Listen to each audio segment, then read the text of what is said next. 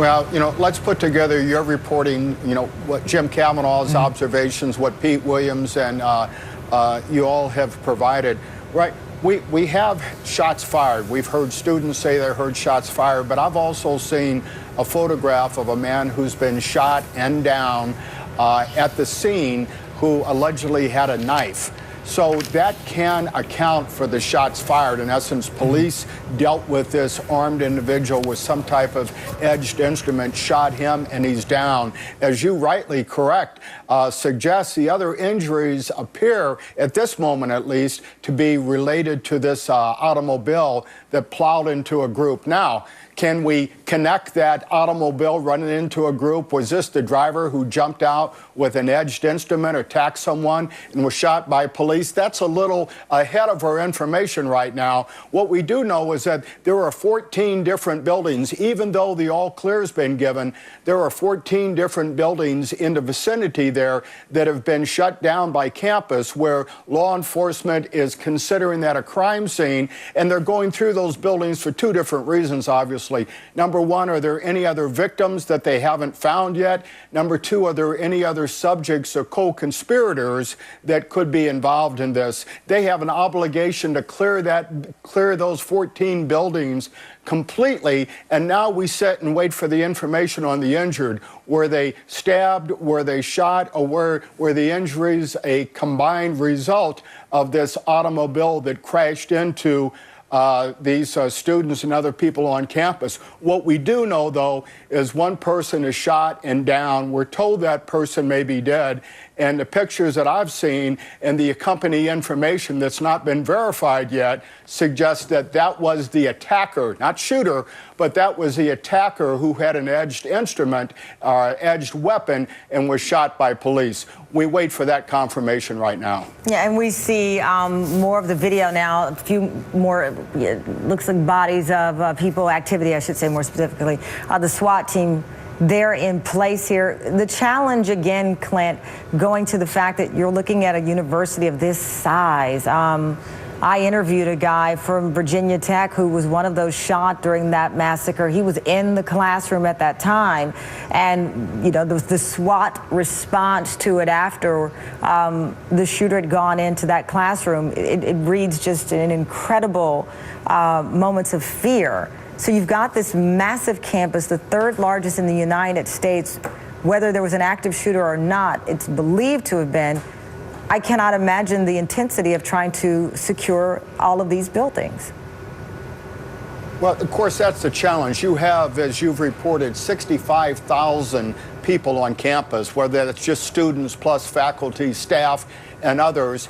We've talked about this multi-agency response to this active attacker, where it's campus police, it's city, county, state, and federal. There's a lot of law enforcement officers on campus right now, and the whole thing they're trying to do, of course, is isolate this situation, make sure there's nobody else involved, and return the campus to normal as quick as they can. Now, classes have been canceled today, but you can imagine what it's got to be like tomorrow when these students come back. I was at Virginia Tech for the entire week at the time of the shooting, and for the week afterwards. I spent that week there for MSNBC and NBC, and it was a real challenge for everybody on that campus to try to recover, to try to come back. Now, we know that was a catastrophic loss that took place on that campus.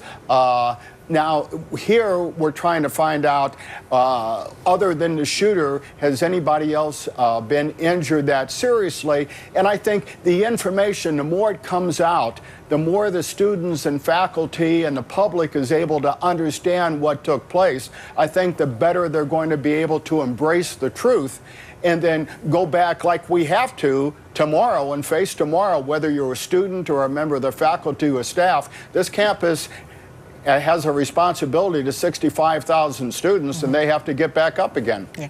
And we just got some sound in from a hospital worker updating us on the condition of some of those being treated. Let's play that. I work in the hospital. I'm a nursing assistant, so I'm like CPR, first aid trained. So it's kind of like a couple seconds of like, do I go look to help? No, emergency services wouldn't want me in there. They'd want to do their own thing. I would just be in the way. So I was like, kind of like, oh, this opportunity almost like, but then it's like, yeah, no, like, this is like, stop fantasizing. It's serious. Get in the building, shelter, that kind of thing. And where were you sheltered again? So in a classroom here in Arps Hall. How many people were there? 15, maybe. And what were you hearing from anybody that was over there? Did you have friends or students who were closer? What was that? To the event? No. So the only thing I know from anyone near there is kind of a friend of my cousin who had talked, and she's the one that told me that they had in fact pulled the fire alarm to get out, but the cousin had gone back inside, like thinking the fire alarm, I've got work to do, ignoring the fire alarm, and then it happened after that. So I don't know anyone that was any closer. So there have to be, dozens of people that were right there. Did you see a vehicle? No, I didn't see anything other than the cop car in the intersection there. So they pulled the fire alarm after they heard this explosion or whatever this was? No. So my understanding of the situation is that the assailants had pulled the fire alarm, and when I was walking to class, there was, on the South Campus dorms near the Union, there had been a fire alarm pulled because I saw people standing outside. So I think they pulled the fire alarm in here, went outside, everyone went outside and was milling around outside. Then my cousin told me she went back in the building, and then the events occurred. So the fire alarm was pulled at Watts. The fire alarm was pulled at Watts, is my understanding, according to my cousin. Sean, I don't want to SEANCODY. This is Sean Cody from Akron. So then the events occurred, the events being whatever this explosion was Yeah, that you so- heard, followed by... followed by 3 gunshots. So some kind of explosion sound. Like, I heard that there was cars being driven into people. Like, I'm sure you all know, you've heard that. It could have been that, but I'm pretty confident it was one loud, like, bang, people running, gray cloud. I thought it was dust because I thought something fell over, but then after the gunshots, it was like, oh no, that was an explosion. That was probably a bomb. Okay, because one of the stories that we're hearing is that people may have been struck by a car. That's not something you saw. That's not something I saw. It could have happened. That bang I heard could have been the car hitting something after running through people, hitting a wall. Like, I don't know for certain. Okay.